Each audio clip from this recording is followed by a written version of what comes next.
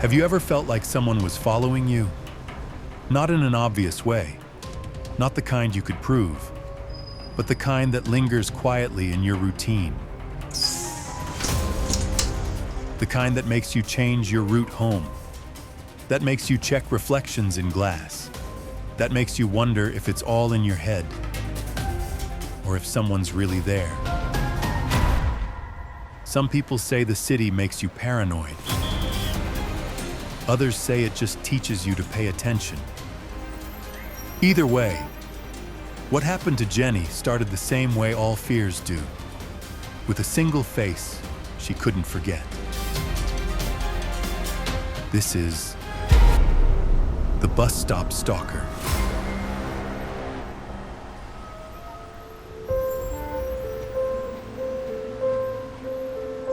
Jenny had been working downtown for a few years, long enough to memorize every sound of her morning commute. The brakes that squealed outside her stop, the rush of wind when the doors opened.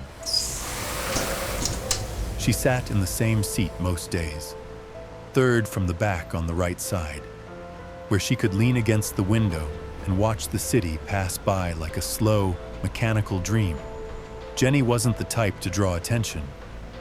She worked in accounting at a small firm, lived alone in a modest apartment near the city edge, and liked things that didn't change much. Every day, she took the same bus to work and took the same route home. It wasn't exciting, but it was safe. Or so she thought. The first time she noticed him, it didn't mean anything. Just a face in the background. An older man, maybe mid-40s, wearing a dark jacket and a cap pulled low. He got off at the same stop as her one morning, and she only remembered because he hesitated at the door, letting her go first. Nothing unusual, just polite. But then she saw him again the next morning. Same stop, same bus, standing in line behind her this time. She thought maybe he lived nearby. Lots of people did. But as the days went on, something about it began to feel less like coincidence and more like pattern. He didn't always sit near her, but he was always there. Sometimes across the aisle, sometimes a few rows ahead, but always visible. And when she'd glance up from her phone or look out the window, she'd catch him watching her reflection. Not directly, just faintly, in that way that made you doubt your own eyes. The unease began to settle in quietly. At first, she brushed it off, but then she started adjusting her routine, small, harmless changes.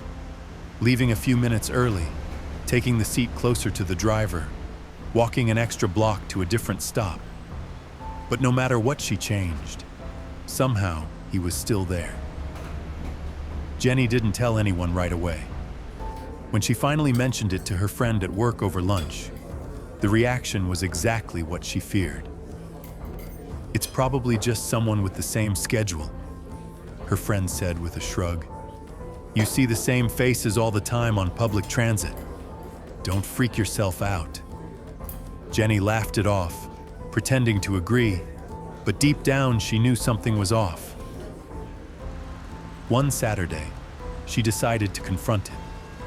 She had errands to run, groceries, a stop at the bank, a few things to make her life feel normal again. She told herself that if he was out there, she would see him. And if she did, she wouldn't run this time. The mall was busy, crowded with people walking in every direction. Jenny felt a measure of safety in the crowd. Noise, chatter, music playing over speakers. It was enough to drown the fear, just a little. And then she saw him. He stood by the escalator, the same dark jacket, the same unreadable expression. Her stomach knotted, her pulse rising. This was the moment she had been waiting for, the confrontation she had been avoiding, the moment she had been both dreading and expecting. Jenny started walking toward him, slow at first, then faster. But as she reached a few feet away, someone stepped into her path. She moved aside, and when she looked back, he had disappeared into the crowd. Vanished. Panic and confusion replaced the tiny rush of courage she had felt moments before. Fear had been her constant companion for weeks, and now it had become the lens through which she saw the entire city. Every stranger's glance felt loaded. Every shadow held intent. The routine she had once trusted had become a chain, binding her to anxiety and hyper-awareness. Monday morning arrived gray and cold. She wrapped her coat tightly around herself, grabbed her bag, and left for the bus stop. At the stop, only 2 other people waited. The bus approached. She climbed aboard and found a seat near the middle. The bus moved forward, the city passing through the windows in familiar, muted colors. Then, at the next stop, the doors opened. And he stepped on. Jenny froze. But this time, he wasn't alone. Behind him, another man followed. He looked younger, tense, and unsettled, scanning the bus quickly. 2 more men in plain clothes rose from seats near the back, moving with precision and authority.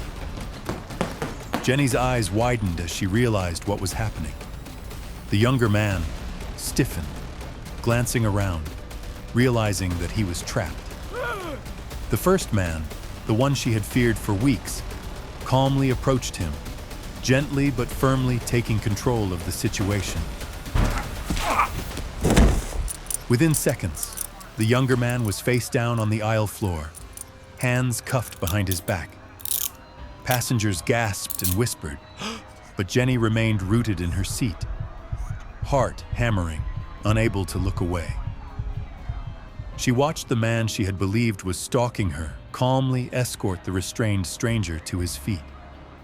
And then she saw the badge clipped to his belt. He wasn't a stalker at all. He was a detective. Jenny's knees went weak as the realization washed over her. Jenny could see the man she had feared for weeks glancing up just long enough for recognition. The same man she had seen behind her on the bus so many times. He had been there the entire time, waiting, watching, and protecting. And she could never forget the lesson she had learned. That fear can distort reality. That danger can be closer than it appears. And that sometimes, the very person you think is stalking you is the one who has been keeping you alive.